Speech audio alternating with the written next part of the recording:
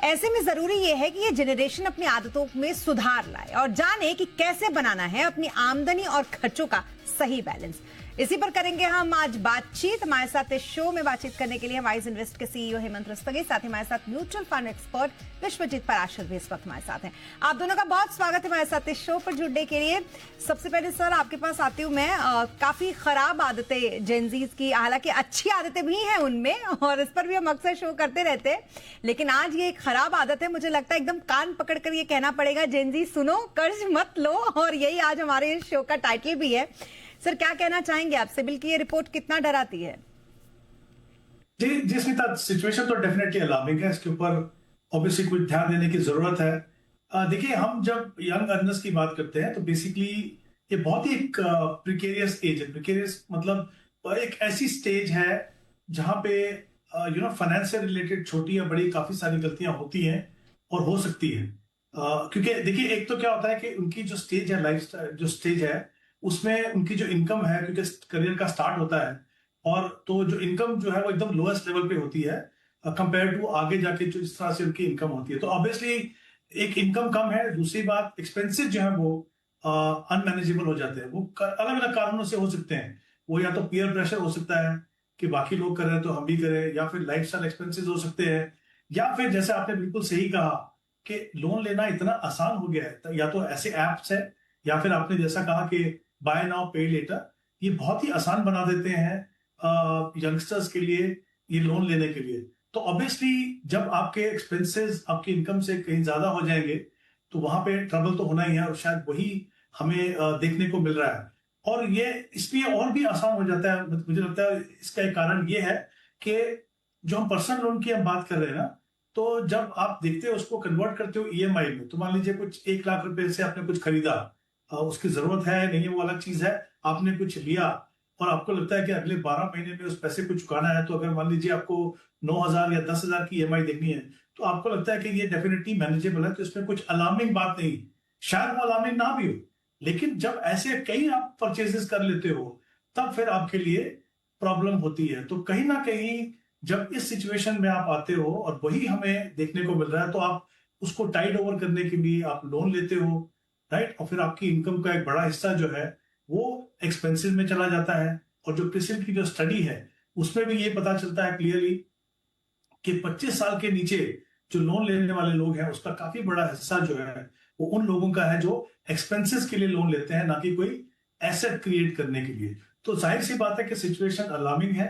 और ये तो ऐसा नहीं है कि अभी सिर्फ लाइफस्टाइल एक्सपेंसेस तक रुका है। ऐसा भी देखा गया है कि जो एसेंशियल एक्सपेंसेस हैं ये वहां तक भी पहुंच गया। और उसका एक ही कारण है। उसका कारण ये है कि आपके जो एक्सपेंसेस हैं उस पर आप कंट्रोल नहीं कर रहे हो, आप अपने एक्सपेंसेस को मैनेज नहीं कर रहे हो, आप बिना सोचे समझे अगर कुछ ले रहे हो तो फिर ऑब्वियसली इस सिचुएशन में आओगे। और दूसरी तरफ लोन लेना इतना आसान हो गया है कि वो कहीं ना कहीं जो है, जिसको हम कहते हैं ना डेट ट्रैप, उसकी शुरुआत हो सकती है। तो क्लियरली सिचुएशन अलार्मिंग है, बट अभी भी मैनेजेबल है। बिल्कुल, और वो मैनेज तब होगा जब आप अपने मन को कंट्रोल में रखेंगे, क्योंकि सोशल मीडिया के जमाने में सबको ये लगता है हर बदलती रील के साथ कि उनको ये काम करना चाहिए। फास्ट फैशन के जमाने में लोगों को ये लगता है कि ट्रेंड के साथ अपने कपड़े बदल देने चाहिए।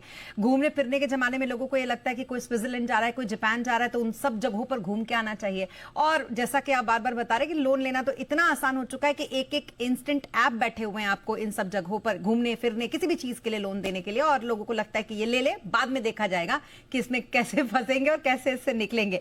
पराशर जी, क्या सलाह आप देना चाहेंगे अपनी तरफ से हमारे इन जेन जी को, जो स्मार्ट तो बहुत हैं लेकिन अपनी ये स्मार्टनेस को थोड़ा थोड़ा ये इन सब जगहों पर कम इस्तेमाल करते हैं? देखिए, बिल्कुल मेरे हिसाब से क्रेडिट लेने के लिए, लोन लेने के लिए आज आपको बैंक की लाइन में नहीं लगना है। लोन आपके पास आ रहा है, आपके पास रोज 4 मैसेज आते हैं, आप लोन लीजिए। तो ये बहुत इजी हो गया, कन्वीनियंस हो गया। सबसे बड़ा जो वजह है लोन क्रेडिट बढ़ने की वो यही है कि कन्वीनियंट है। दूसरा, महत्वाकांक्षाएं हमारे देश की युवा लोगों की बहुत ज्यादा है और उनकी इनकम सैलरी शायद उस तेजी से ग्रो नहीं कर रही है। तो कहीं ना कहीं ये जो क्रेडिट लेते हैं ये उस गैप को फिल करता है। अब देखिए, 70% आईफोन जो है ईएमआई पे लिए जाते हैं। तो ये कहीं ना कहीं हम बेसिक वांट्स और नीड्स में फर्क नहीं कर पा रहे हैं। तो ये जो लक्ष्मण रेखा है ये आपको देखनी पड़ेगी कि क्या आपकी जो इनकम है, अगर आप उससे 40 से 45 50% से ज्यादा ईएमआई दे रहे हैं, तो कहीं ना कहीं ये खतरे की घंटी है और आपको वहीं पे उसको ब्रेक लगाना पड़ेगा। तो बहुत सिंपल है, आप इमोशनल, जैसे हम इन्वेस्टिंग में भी कहते हैं कि आपको पेशेंस रखना है। तो आप जब कोई चीज खरीदने जाते हैं तो एकदम से ना खरीदें, थोड़ा सोचें कि क्या इसकी जरूरत है, क्या ये 6 महीने 1 साल बाद खरीदी जा सकती है। तो अगर खरीदी जा सकती है, थोड़ी प्लानिंग भी की जा सकती है। तो इस तरीके से अगर आप खरीदेंगे, ये बाय नाउ पे लेटर के चक्कर में क्या कोशिश करें कि क्या अगर आप इमीडिएटली सारा पैसा देते हैं तो क्या 10-15% का डिस्काउंट इसमें मिल जाता है। तो कॉस्ट में कंपेयर करेंगे तो भी आपको समझ में आएगा। और मैं तो ये कहता हूं कि 1 महीना आप कोशिश करके देखें कि आप कोई भी क्रेडिट कार्ड, कोई भी लोन यूज नहीं करेंगे और जो भी इनकम है उसी पैसे से आप खर्च करेंगे, तो आपको फर्क नजर आएगा कि आपकी हार्ड एंड इनकम कितनी आसानी से ईएमआई में, और ये जो पेटीएम है या कोई भी जो सुविधाजनक जिस तरीके से आप लोन ले रहे हैं वो आपको समझ में आएगा। तो बहुत इंपॉर्टेंट है, आप एक लक्ष्मण रेखा खींचे, अपनी इनकम को 3 हिस्सों में बांटें कि ये मेरा घर खर्च के लिए है, ये ज्यादातर 30 से 35-40% तक ईएमआई है, इससे आगे इस अकाउंट में पैसा जाएगा ही नहीं। और कुछ कोशिश करें कि आने वाले समय की वेल्थ क्रिएशन के लिए भी अपनी एसआईपी करें, ताकि आपका आने वाला भविष्य भी अच्छा हो। तो लोन ले, बहुत जिम्मेदारी से लें, पूरा नॉलेज इंक्रीज करें, अपनी जो साक्षरता है फाइनेंशियल प्लानिंग वो पूरी उसको समझें और उसके बाद ही लोन लें, तभी आपके लिए फायदेमंद रहेगा। तो ये 2 धारी तलवार है, अगर आप स्मार्टली मैनेज करें तो बहुत अच्छा है, और अगर आपने इसको इरेगुलरली छोड़ दिया, बिना जिम्मेदारी के यूज करना शुरू कर दिया, तो ये कहीं ना कहीं आपको एक ऐसे डेट ट्रैप पे ले जाएगी जहां लोन के लिए पूरा करने के लिए आपको एक और लोन लेना पड़ेगा, और वो एक शुरुआत है खतरे की घंटी। बिल्कुल, और वही हो भी रहा है। जो रिपोर्ट है उसमें यही लिखा है कि एक लोन को खत्म करने के लिए दूसरा लोन ले रहे हैं, और इस तरीके से जो कर्ज का जाल है वो लगातार बढ़ता जा रहा है। और आपकी बात सुनकर मुझे वो मोटिवेशनल स्पीकर्स याद आ रहे थे अभी फिलहाल, पराशर जी, जो कहते हैं ना कि किसी भी आदत को 21 दिन तक आप कंटिन्यू करके देखिए, फिर देखिए वो आदत कैसे आपको अपने आप लग जाएगी। चलिए, तो ये देखते हैं कि ये कितना इस बात को मानते हैं। लेकिन हेमंत सर, मुझे एक बात बताइएगा, कौन कौन सी वो आदतें हैं जो आप सबसे ज्यादा देख रहे हैं? सिर्फ जेनजीज की बात क्यों कहें, हम अब इसमें सबकी बात करते हैं, जो लगातार जाल के ट्रैप में लोग फंसते जाते हैं। ऐसी कौन कौन सी आदतें हैं जो उनके अंदर हम अक्सर देखते हैं कि होती ही हैं? देखिए स्मिता, क्योंकि हम डेट ट्रैप की बात कर रहे हैं, तो ये over a period of time होता है, ये एकदम से नहीं होता है, ये सीरीज ऑफ मिस्टेक्स है। जैसे मैंने शुरुआत में कहा कि एक मिस्टेक करें तो ठीक है, वो मैनेजेबल होती है, बट जब काफी सारे मिस्टेक करते हैं तो फिर उसको मैनेज करना बहुत मुश्किल होता है। तो क्या होता है कि एक एक्स्ट्रा ईएमआई, एक एक्स्ट्रा और स्वाइप किया आपने क्रेडिट कार्ड को, एक और एक्स्ट्रा शॉर्ट टर्म लोन लिया, या फिर जहां पे एक बार ट्रैवल करना है वहां पे आपने 2 बार किया। तो कुछ चीजों को जब आप बार बार करते हो तो एक सीरीज ऑफ इवेंट जो होता है उससे कहीं ना कहीं आपकी जो डेट ट्रैप की जो सिचुएशन शुरू होती है। लेकिन अच्छी बात यह है कि इसमें वार्निंग साइंस होते हैं आपके पास। वार्निंग साइंस क्या है? वो ये है कि जब आपकी इनकम का बड़ा हिस्सा 40-50 और कभी कभी उससे भी ज्यादा अगर आपको लोन रीपे करने में लगा रहे हो, तो वो एक आपके लिए वार्निंग साइन है। दूसरा ये है कि जब आप क्रेडिट कार्ड बिल पे करने का समय आता है तो आपके पास पैसे नहीं है, आप क्या कर रहे हो, जो मिनिमम अमाउंट पे करना है वो पे करके सोच रहे हो कि आगे देखेंगे इसका क्या करना है। तीसरी इंपॉर्टेंट चीज जो होती है कि आपके पास अगर आप एक्सपेंसेस की बात करें, तो जैसे मैंने कहा 5% पे कर दिया, या लोन रीपे करने के लिए पैसा नहीं है, तो पुराना लोन रीपे करने के लिए आपने एक नया लोन ले लिया। फिर आपके पास मान लीजिए इमरजेंसी फंड नहीं है, या फिर आप इमोशनल बाइंग करते हैं। तो मुझे लगता है ये कुछ मिस्टेक्स हैं जो at the end of the day वो एक डेट ट्रैप में कन्वर्ट होती है। जैसा मैंने कहा, अच्छी बात यह है कि उसके वार्निंग साइंस है, मैंने कुछ की बात की यहाँ पे। अगर आप जब आप मिस्टेक्स कर रहे हैं आप रियलाइज करें, सबसे इंपॉर्टेंट चीज है वो रियलाइजेशन कि हमसे कुछ गलती हो रही है, तब जाके आप उसको ठीक कर सकते हो। और अच्छी बात यह है कि ठीक करने के तरीके हैं। ऑफ कोर्स वहां पे एक डिसिप्लिन की जरूरत होगी, चाहे आप इन्वेस्टमेंट की बात करें, चाहे आप गोल बेस्ड इन्वेस्टमेंट की बात करें, सेविंग, रेगुलर सेविंग करें, बजटिंग करें, तो उसके सॉल्यूशंस डेफिनेटली हैं। लेकिन डेट ट्रैप में अगर एक बार गए और आपने उसको नजरअंदाज किया, तो आप देखेंगे कि वो कभी कभी कुछ सालों तक ही नहीं, शायद वो लॉन्ग लाइफ जो है आपकी जो फाइनेंशियल सिचुएशन है उसको इम्पैक्ट करता रहेगा। तो बहुत इंपॉर्टेंट है कि मिस्टेक्स होंगी, क्योंकि जैसे मैंने कहा ये एक प्रिकेरियस एज है, यहाँ पे मिस्टेक्स होंगी। इंपॉर्टेंट है कि उनको सही समय पे गाइडेंस मिले। इंपॉर्टेंट है कि वो खुद से फाइनेंशियली रिस्पॉन्सिबल हो, ताकि अगर कुछ गलतियां भी हो तो उसको ठीक करके एटलीस्ट आने वाले समय में जब उनको सीरियसली अपना पैसा इन्वेस्ट करना है, वेल्थ क्रिएट करनी है, क्योंकि उनके लाइफ गोल्स अलग अलग आने शुरू हो जाएंगे, तब तक वो गलतियों का सुधार वो कर चुके हो। बिल्कुल, और इसीलिए जरूरी है इस तरीके की बातचीत करना जो आज हम कर रहे हैं, ताकि इससे उनका फायदा हो सके, वो जान सके कि उनके लिए क्या सही है और क्या गलत है। अब पराशर जी, एक चीज जो मैं आपसे समझना चाहूंगी वो ये कि जेनजी हो, मिलेनियल्स हो या फिर कोई भी हो, उन्हें ऐसा क्या करना चाहिए, क्या जरूरी होता है उनके लिए करना, जिससे वो कभी भी कर्ज के जाल में ना फंसे? बिल्कुल, देखिए सबसे इंपॉर्टेंट, जैसे मैंने पहले बताया, जो भी आपकी इनकम है उसमें से 40 से 45% से ज्यादा कभी भी आपकी ईएमआई नहीं होनी चाहिए, नहीं तो आप कर्ज के उस पर फंस जाएंगे। दूसरा, आपके जो जितने भी एक्सपेंसेस हैं उसको ट्रैक करें। और कई बार क्या होता है, स्मिता, आपने लोन, कई सारे लोन ले रखे हैं, 4-5 ऐप से लोन ले रखे हैं, तो सारे लोन्स को आप एक शीट पे लिखें कि कौन से लोन ज्यादा इंटरेस्ट रेट वाले हैं, कौन से लोन छोटे छोटे से हैं। तो कोशिश करें जो छोटे छोटे लोन है उसको पहले निपटा दें, या जो हाई इंटरेस्ट लोन है उसके लिए आप या तो टॉपअप ले सकते हैं किसी और लोन पे ताकि वो लोन कम हो जाए, या रिस्ट्रक्चर कर सकते हैं, बैंक के साथ निगोशिएट भी कर सकते हैं। तो घबराने की आवश्यकता नहीं है, बहुत सारे तरीके हैं जिसको अगर आप स्मार्टली यूज करेंगे तो आप अपने इस लोन डेट ट्रैप से बच सकते हैं। बट सबसे इंपॉर्टेंट ये है कि आप अपने खर्चों पर कंट्रोल रखें। जो इमोशनल स्प्लर्ज होता है कि जैसी कोई चीज देखी इमीडिएट चाहिए, उस पर अगर आप पेशेंस रख सकते हैं तो मेरे ख्याल में आप कभी भी डेट ट्रैप पर नहीं फंसेंगे।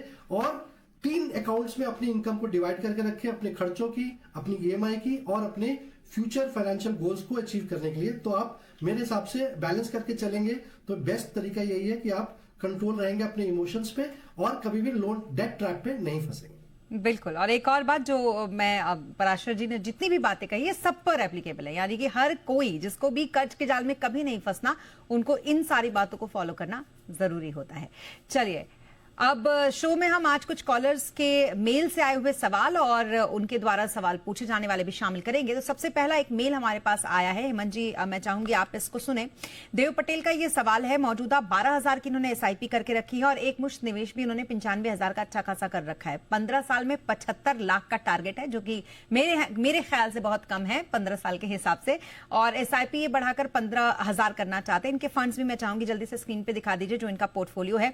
क्या सलाह रहेगी सर इनको, क्योंकि पोर्टफोलियो में फंड्स तो इनके बहुत सारे हैं, क्या सलाह रहेगी इन्हें?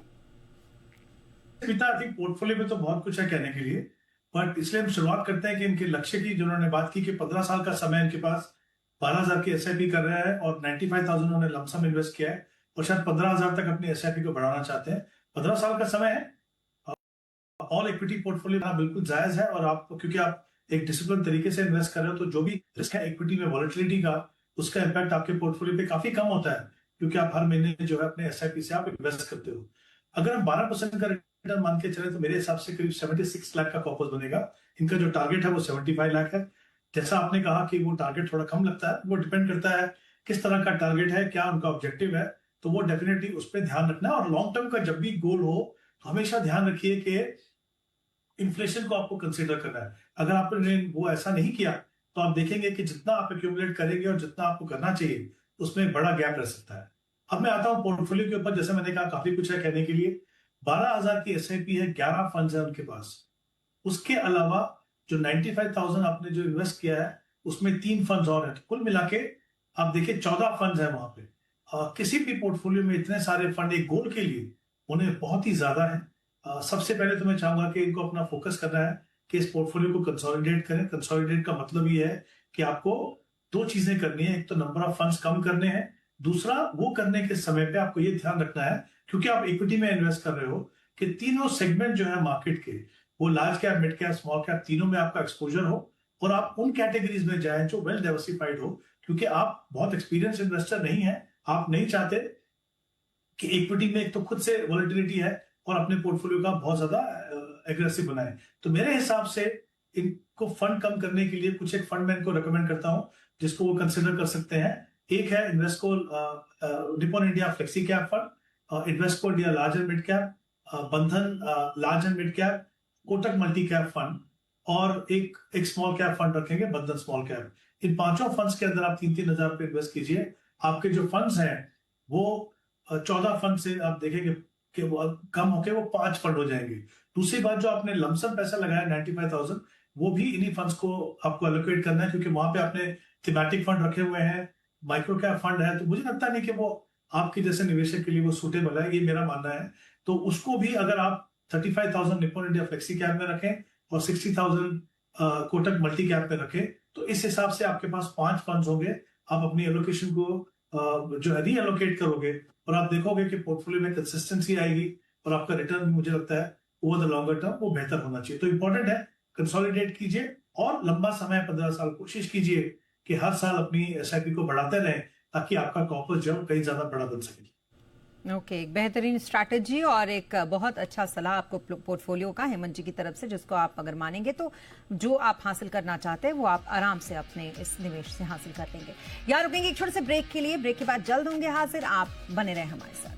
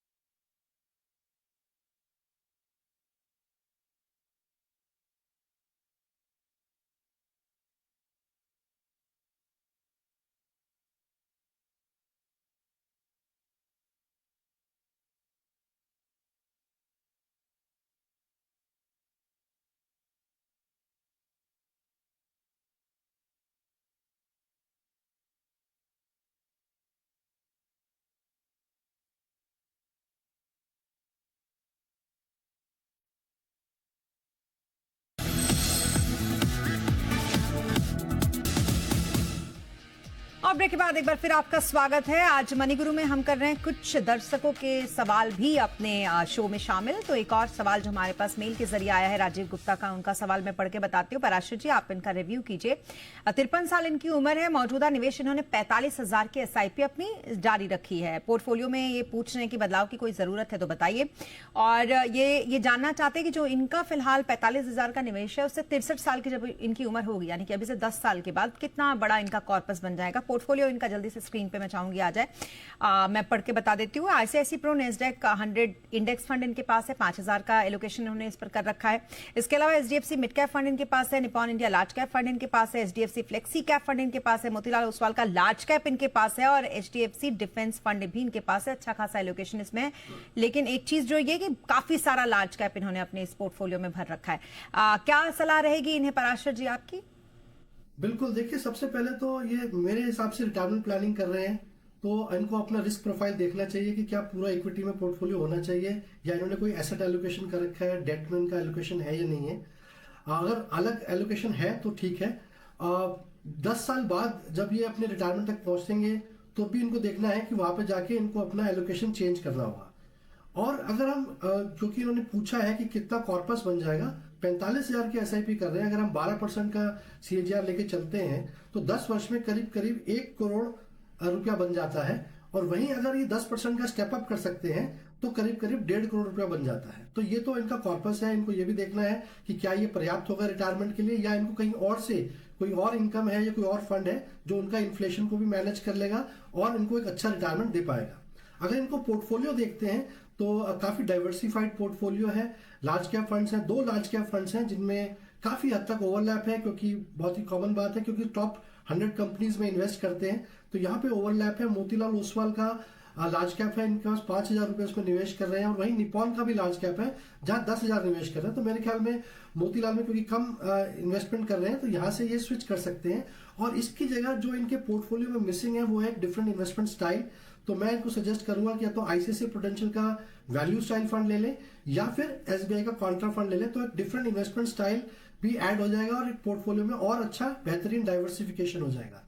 अगर दूसरा देखें तो इनके पास कुछ थीमेटिक फंड्स भी हैं जो थोड़े से साइक्लिकल और रिस्की रहते हैं। तो एचडीएफसी का डिफेंस फंड है, तो अगर ये रिस्क उठा सकते हैं तो बहुत अच्छी बात है, क्योंकि एक लंबी साइकिल का वेट करना पड़ेगा। अदरवाइज मेरे हिसाब से इनके पास एक ऑलरेडी एचडीएफसी का फ्लेक्सी कैप फंड है जहां पे ये 5,000 का निवेश कर रहे हैं, तो वहां पे ये बढ़ा सकते हैं। तो वही सेम एएमसी है, तो मेरे ख्याल में उससे थोड़ा रिस्क भी थोड़ा कम हो जाएगा, और जो डिफेंस साइकिल जो रहेगी उसके लिए इनको जो उतार चढ़ाव भी नहीं देखना पड़ेगा। तीसरा इनके पास एक और फंड है जो इंटरनेशनल इक्विटी फंड है, आईसीआईसीआई प्रू नैस्डैक। अगर हम देखें तो आजकल रेगुलर डिबेट चल रही है एआई वर्सेस जो आईटी कंपनीज है, और बहुत उतार चढ़ाव चल रहा है, वॉलेटिलिटी चल रही है। तो ये भी इनको अपना देखना पड़ेगा कि क्या ये रिस्क प्रोफाइल से मैच कर रहे हैं, क्योंकि अभी तक जो रिटर्न्स है वो काफी अच्छी बनी है। अगर रिस्क ले सकते हैं तो बने रहें, नहीं तो ये भी इसी एग्जिस्टिंग फंड में इस पैसे को डाइवर्सिफाई कर दे तो बेहतर रहेगा। तो मेरे ख्याल में ये थोड़े से बदलाव करें और कोशिश करें अपनी एसआईपी को बढ़ाएं, ताकि एक अच्छा कॉर्पस 10 साल में जनरेट कर पाए। बिल्कुल, बहुत ही अच्छी एक स्ट्रैटेजी, और इसको अगर आप मानेंगे तो आप 10 साल में एक अच्छा कॉर्पस अपने लिए बना लेंगे। हमारे साथ एक कॉलर इस वक्त जुड़ चुके हैं। दरअसल मैं बता दूं कि एक सोनिया सिंह जिनका सवाल हमारे पास आया था, उनके हस्बैंड हमसे बात करना चाहते हैं, हरजीत सिंह, उनके बिहाफ पे, यानी कि सोनिया के बिहाफ पे हेमंत जी आपसे बात करना चाहते हैं। पूछे क्या सवाल है आपका हरजीत सिंह? सर मैं चाहता हूँ कि म्यूचुअल फंड की कौन सी ऐसी बेस्ट स्कीम है जिसमें 2 से 5,000 के बीच में पर मंथ हम लगाएं और एक अच्छा रिटर्न मुझे मिल जाए। मतलब आप दोनों मिलकर लगाएं, आप और आपकी वाइफ? अलग अलग भी लगा सकते हैं। ओके सर, क्या सलाह रहेगी इन्हें आपकी? देखिए स्मिता, उन्होंने कहा 2,000 से 5,000, तो मैं तो यही चाहूंगा कि वो 5,000 से अपनी इन्वेस्टमेंट को शुरू करें।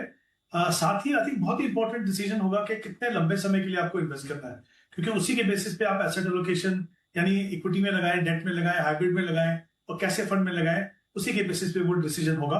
तो अगर मैं ये मान के चलूं कि इनका समय कम से कम 8 से 10 साल है, लॉन्ग टर्म इन्वेस्टमेंट करना चाहते हैं, तो मैं चाहूंगा कि वो इक्विटी फंड में इन्वेस्ट करें, ताकि वो द लॉन्गर टर्म जो है इन्फ्लेशन से ज्यादा रिटर्न पा सकें।